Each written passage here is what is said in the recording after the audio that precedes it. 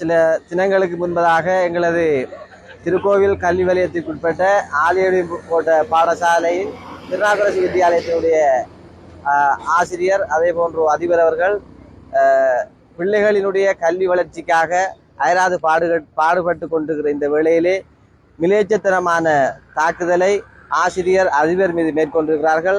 உண்மையிலே இந்த தாக்குதலானது வன்மையாக கண்டிக்கத்தக்க வேண்டிய விடயம்.